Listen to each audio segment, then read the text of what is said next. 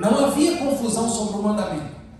Todos defendiam que o mandamento era lícito ser obedecido. Não havia dúvida na mente dos adoradores naqueles dias sobre a guarda do sábado.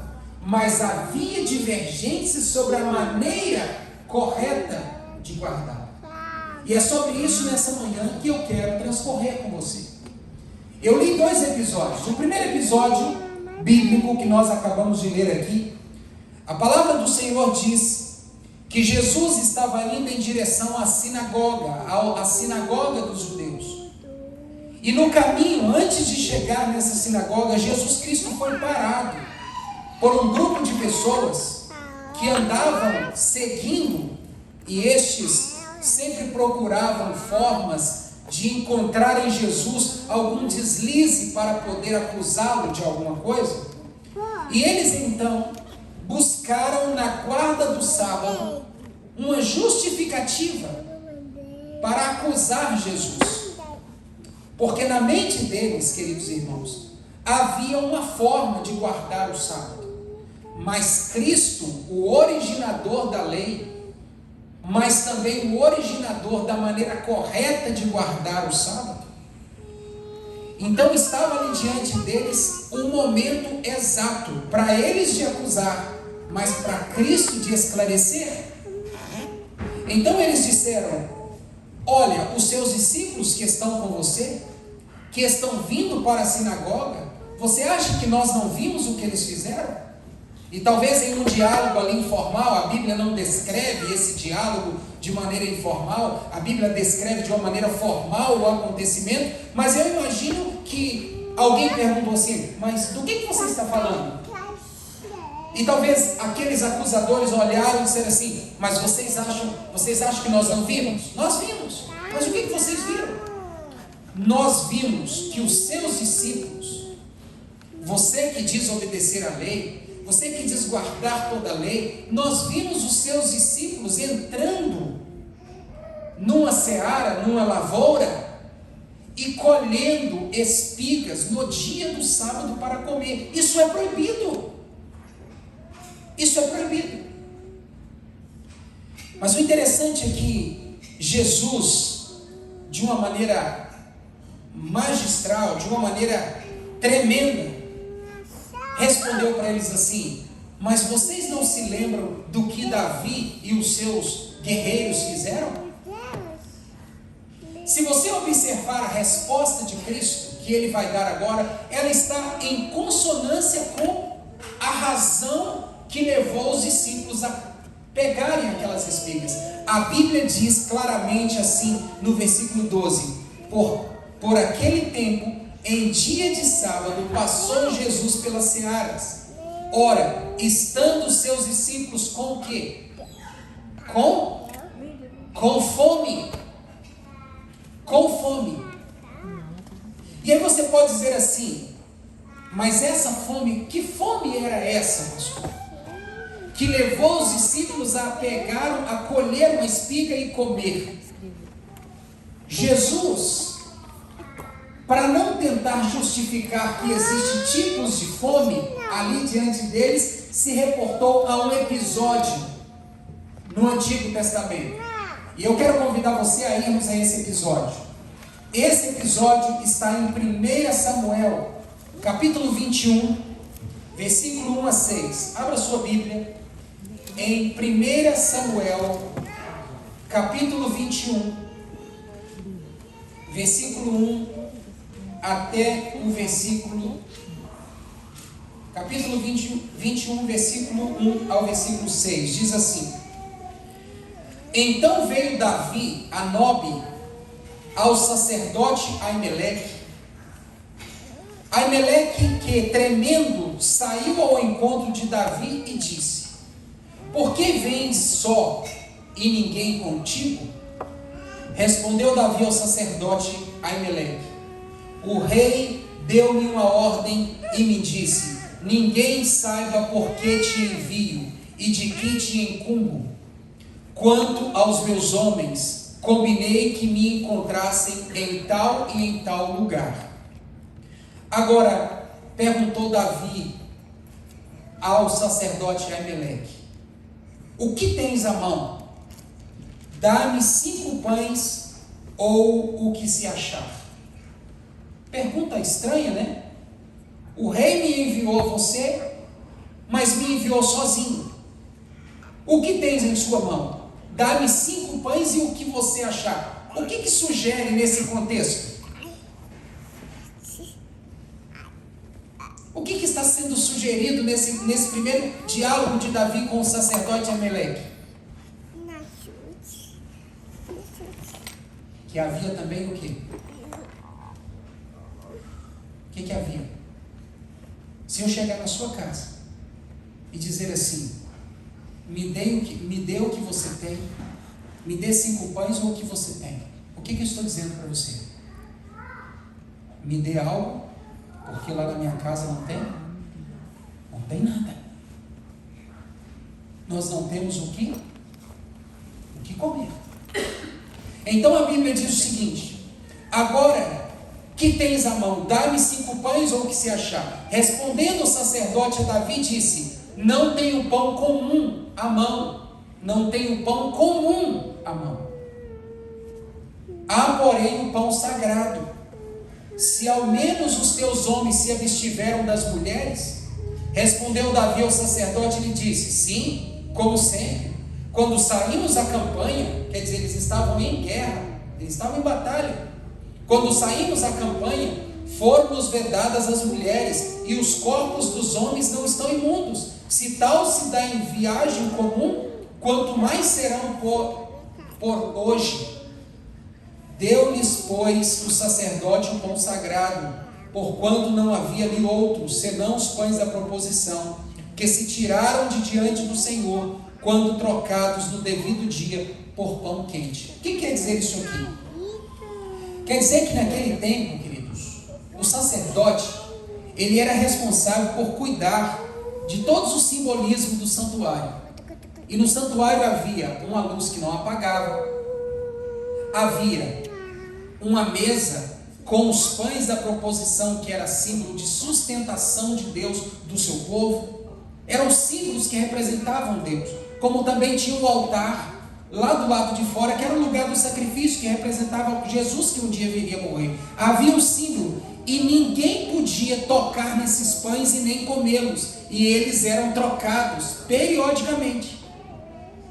A Bíblia diz que Davi agora chega sozinho, sem os seus guerreiros, e diz assim: nós estamos em batalha e não temos nada o que comer, dá-nos pão para comer. E o sacerdote disse: nós não temos pão comum para te dar, nós só temos o pão sagrado. Vocês estão puros, prontos para comer esse pão? Estamos prontos, então coma. O que era mais lógico, deixar os pães ali ou deixar os soldados com fome, sem ter nada o que comer? O que era mais humano para Deus? Alimentar. Então, quando os discípulos de Jesus passaram perante a seara e colheram aqueles pães diante de uma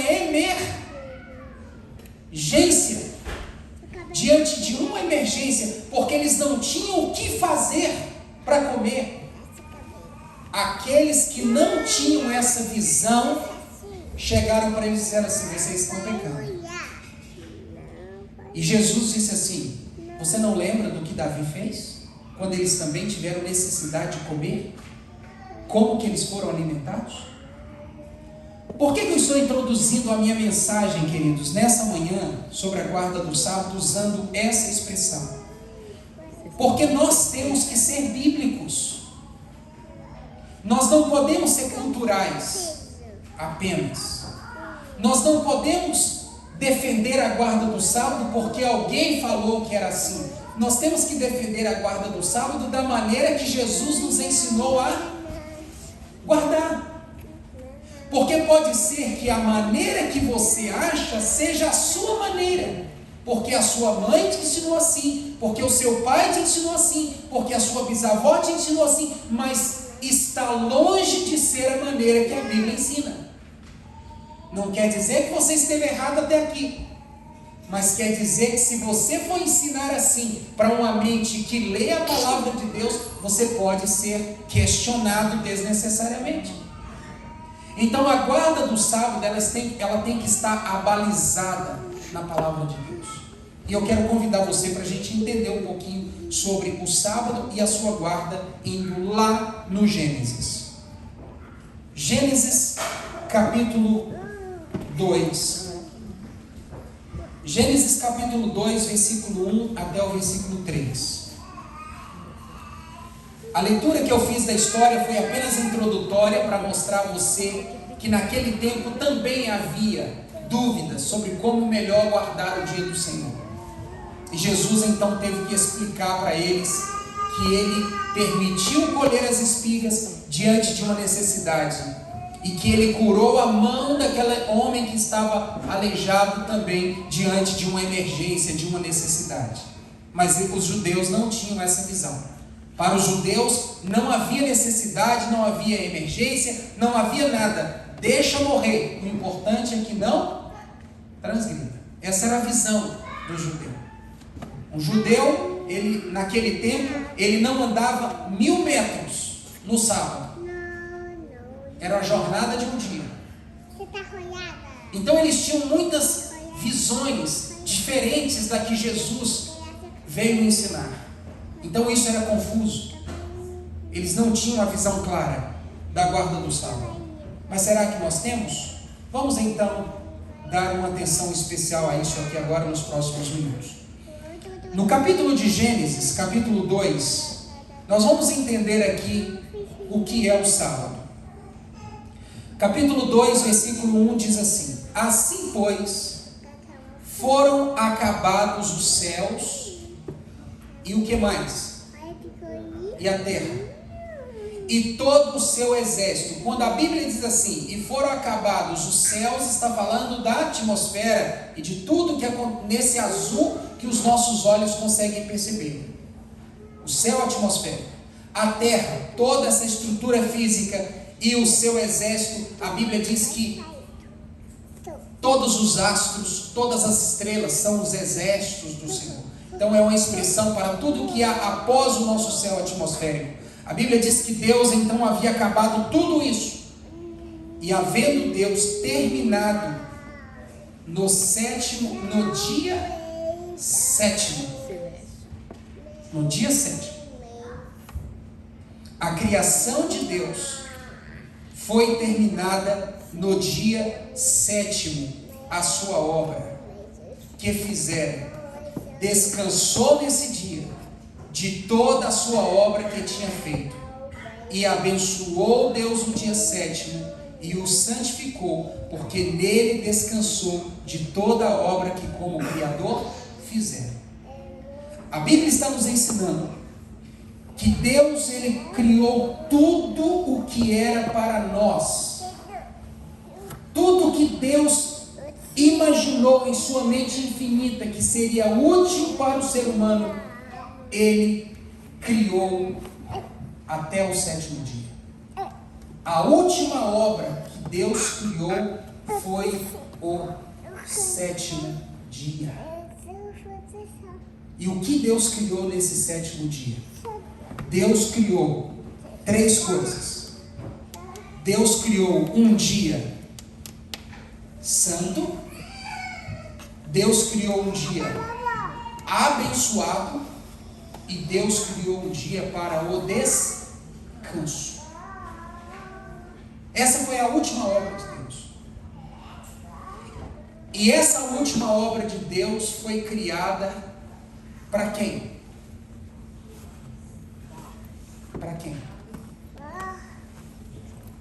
Para quem que foi? Para nós.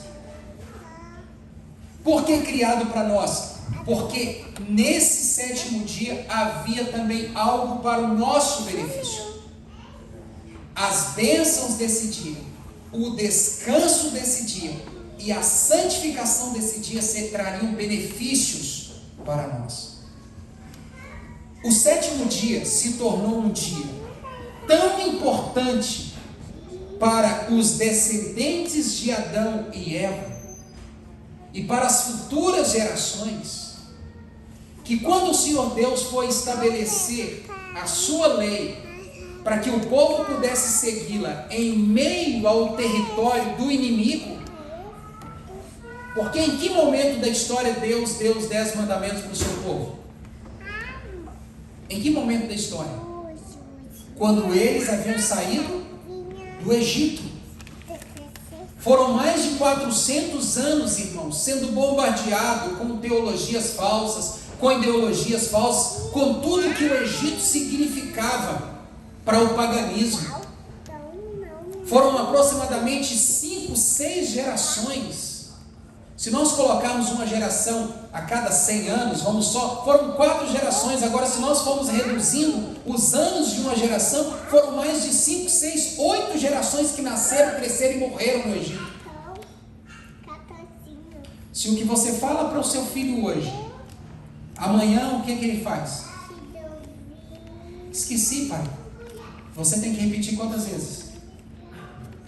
Várias vezes.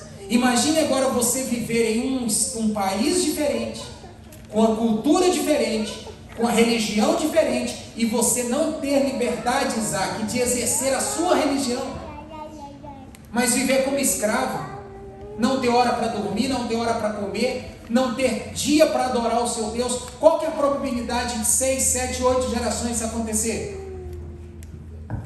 Esquecer. Então, quando Deus tirou o seu povo do Egito e os levou para o deserto, Deus então escreveu a sua lei para relembrá-los da aliança que ele tinha com eles. Nós temos estudado isso, estudamos hoje um pouco. Então a lei de Deus, ela foi dada no deserto para aquele povo que iria entrar na nova Canaã, na nova terra, para que eles pudessem se lembrar da aliança que Deus havia feito com eles. E nessa descrição da aliança de Deus, que envolve a guarda dos mandamentos, a obediência aos mandamentos, estava o 7º dia. E no livro de Êxodo, no capítulo 20, versículo 11, eu quero convidar você a ler comigo, quando Deus então, com as suas próprias mãos, escreve a lei dele para o seu povo, e dá a Moisés, para que Moisés pudesse transmiti-la ao seu povo, no versículo, vamos ler no versículo 9, diz assim: 6 dias trabalharás e farás toda a obra. Mas que dia? Não é o sábado que é o 7º dia. É o 7º dia que é o sábado.